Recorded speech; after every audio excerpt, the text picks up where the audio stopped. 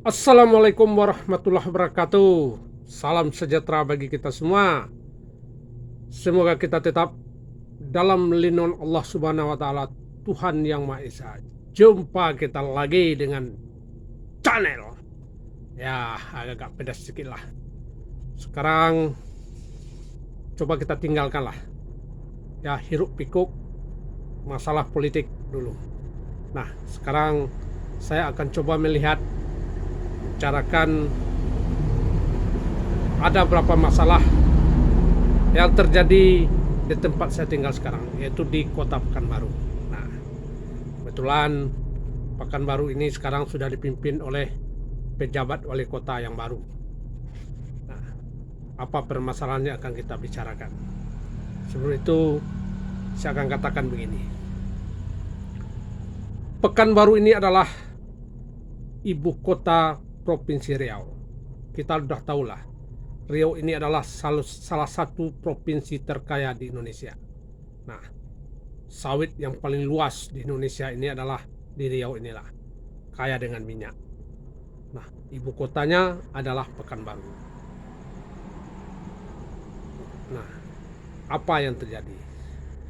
Karena Pekanbaru ini sudah masuk 5 besar kota terbesar di Sumatera.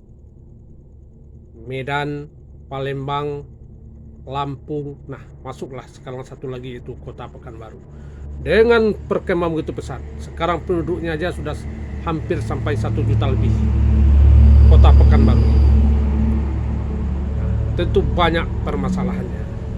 Nah, sebab bagaimanapun juga, ini menurut saya, setiap kota yang akan menjadi kota besar itu sudah pasti dihinggapi berapa penyakit.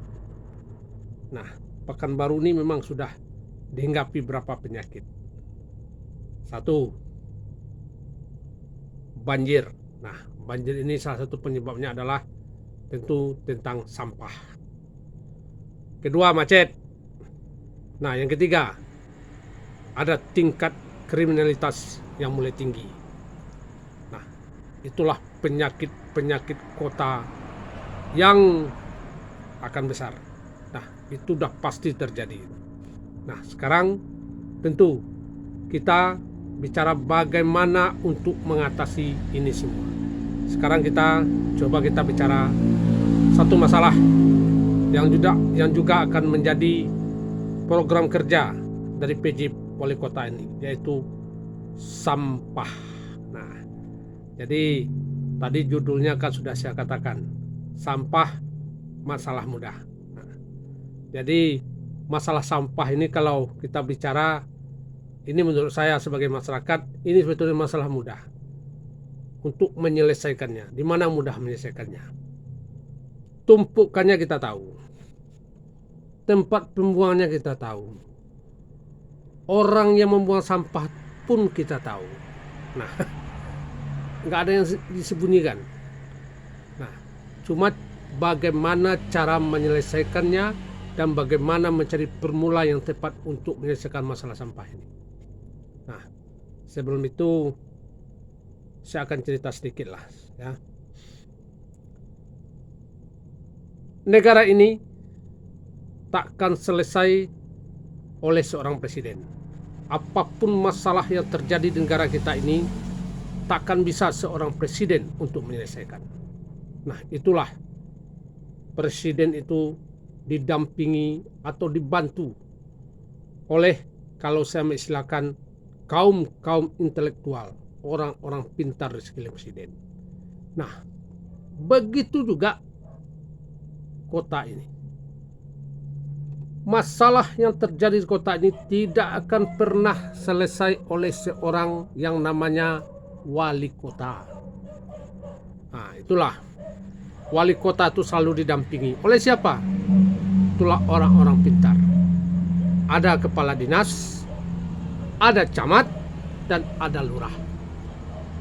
Inilah orang-orang yang membantu wali kota untuk terwujudnya visi misi wali kota atau program-program wali kota. Nah, orang-orang pintar inilah yang mendampingi wali kota untuk menyelesaikan kalau ada permasalahan di kota ini. Nah, begitu juga masalah sampah. Sampah kan sudah ada dinas yang ditunjuk.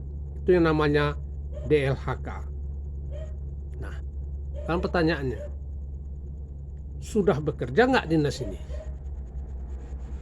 Sudah bisa nggak dia bisa menyelesaikan masalah sampah ini? Sekarang coba kita lihat. Sampah masih banyak di kota Pekanbaru. Nah, seharusnya kalaulah kota Pekanbaru ini kita katakan kota besar, kalaulah kota besar tentu banyak orang yang datang ke Pekanbaru ini. Walaupun untuk menetap di kota Pekanbaru ini atau sekedar untuk berjalan-jalan atau pariwisata kota Pekanbaru ini.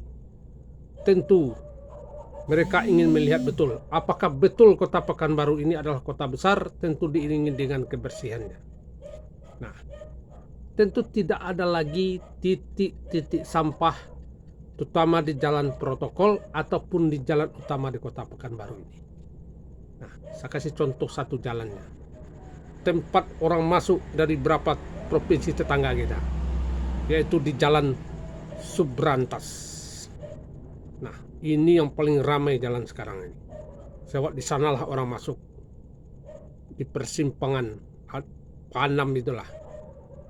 Orang bisa ke Jambi, Padang, ke Sumatera Utara. Nah, apakah ada titik sampah? Banyak titik sampah. Seharusnya inilah yang sebetulnya yang harus dilakukan oleh Dinas DHK. Bagaimana supaya jangan ada lagi titik-titik sampah di jalan utama atau di jalan protokol di kota Pekanbaru ini. HR Subrantas, Jalan Nangka, Jalan Riau, ataupun jalan protokol utama Jalan Sudirman. Jangan ada sebetulnya titik sampah sana. Tak ada lagi sampah di sana. Nah, inilah tugas sebetulnya dari Dinas DHK itu untuk menentukan supaya sampah itu jangan ada. Bagaimana caranya? Nah, itulah tantangan untuk dinas yang telah ditunjuk, yaitu DHK tadi. Nah, sekarang juga kita akan masuk tentang penyelesaian masalah ini. Tentu sudah ada. Pertama, tentu sudah ada ditunjuk PT lah ya, kita namakan untuk pengangkutan sampah ini. Nah, inilah yang sebetulnya kalau menurut saya PJ Wali Kota ini tolong evaluasi lagi lah kinerja 2 PT ini sebetulnya. Nah, kita akan lihat mengapa sampah itu sekarang masih banyak, masih bertumpuk. Ada apa? Nah, cobalah diperiksa lagi kontrak dengan PT ini. Berapa sebetulnya 2 PT ini harus menyediakan armada pengangkutan sampah? Sudah betul tidak? Sesuai tidak dengan perjanjian kontrak? Atau saya contohkan begini. Dalam kontrak PT ini harus menyediakan armada pengangkutan sampah bisa 100. Nah, sekarang sudah jalan nggak 100? Cobalah kita lihat. Nah, kalaulah ini jalan, saya rasa tidak ada tumpukan sampah lagi. Nah, penentuannya sudah jelas. Apa penentuannya? Tentu di dalam kontrak itu juga ada berbunyi bahwa kedua PT ini harus store sampahnya ke Muara Pajar berapa ton yang ditentukan dalam kontrak. Misalnya 400 ton satu hari. Nah, betul nggak? Masuk nggak 400 ton di Muara Pajar itu sampah itu oleh 2 PT ini? Kalau tidak masuk 400 ton, nah berarti ada permasalahan. Nah, tinjau dululah armada ini. Apakah betul cukup armada kedua PT ini berjalan sekarang ini? Kalau tidak, mungkin tak ada tumpukan sampah lagi. Ini kita kan cukup heran juga nih. Kok sampah masih banyak aja bertumpuk? Apakah tidak bisa dibawa? Nah, kalau tidak bisa dibawa oleh kedua PT ini berarti ada masalah di pengangkutannya. Nah, inilah yang harus dievaluasi oleh PJ Wali Kota ini. Periksa lagi itu kontrak dengan dua PT itu. Itu satu. Nah, yang kedua ini sangat penting sekali ini. Ini yang selalu dikeluhkan oleh Pemko. Apa itu? Setiap tahun PAD sampah ini selalu berkurang, tidak mencukupi. Nah, dulu saya pun pernah katakan, mengapa PAD itu tidak berkurang? Mengapa pemerintah selalu mengeluh? Betul harus mengeluh. Kenapa? Yang memungut distribusi sampah itu ini sekarang saya nggak tahu lagi nih. Dulu 3 tangan, saya mengistilahkan, atau 3 kantong.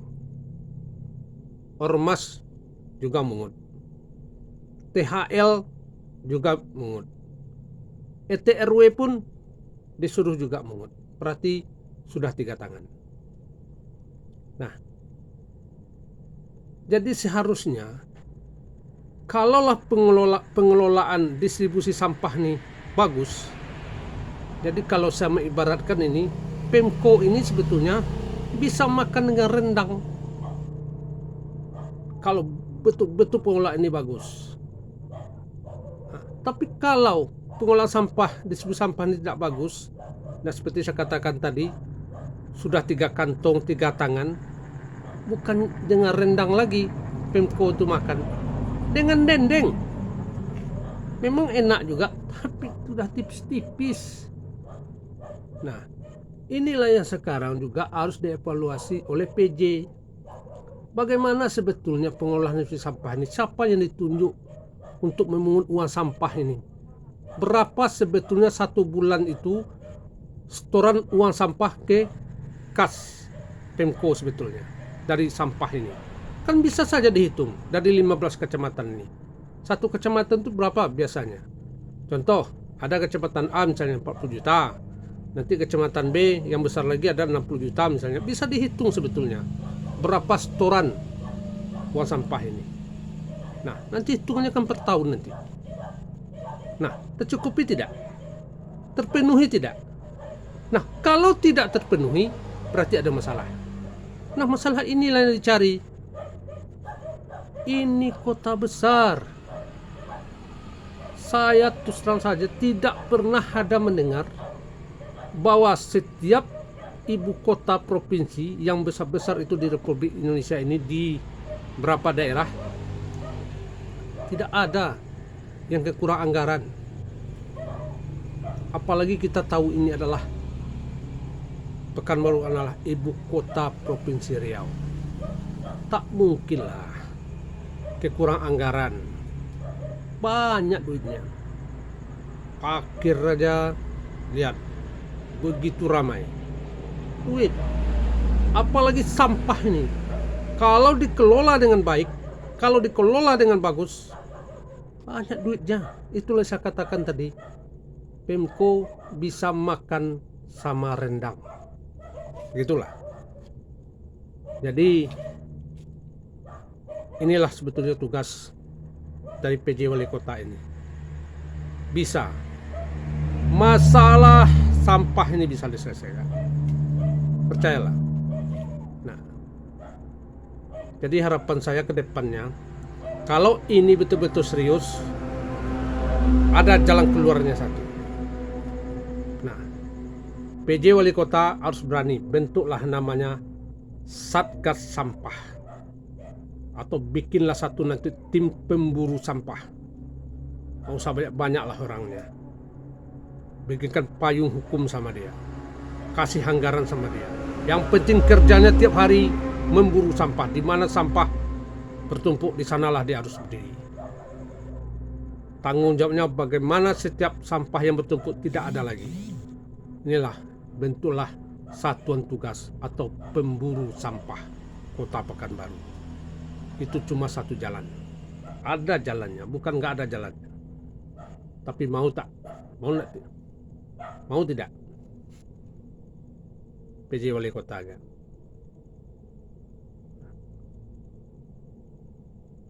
Bisa diselesaikan. Sekali lagi saya katakan, ini masalah mudah. Sekali lagi, masalah kota Pekanbaru ini takkan bisa selesai oleh seorang wali kota. Nah, itulah beliau didampingi oleh orang-orang pintar. Kepala dinas, camat dan lurah. Inilah yang sebetulnya orang-orang inilah diharapkan untuk bisa membawa kota ini ke arah yang lebih baik. Ingat, Pekanbaru adalah kota besar di Indonesia dengan perkembangan yang begitu pesat sekali. Banjir, sampah, macet, dan tingkat kriminalitas itu bisa diatasi kalaulah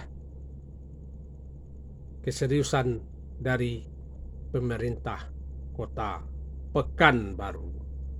Kita tunggu. Cukup sekian dulu. Lebih dan kurang saya mohon maaf. Kesempurnaan itu hanya milik Allah Subhanahu wa Ta'ala, Tuhan yang Maha Esa. Assalamualaikum warahmatullahi wabarakatuh.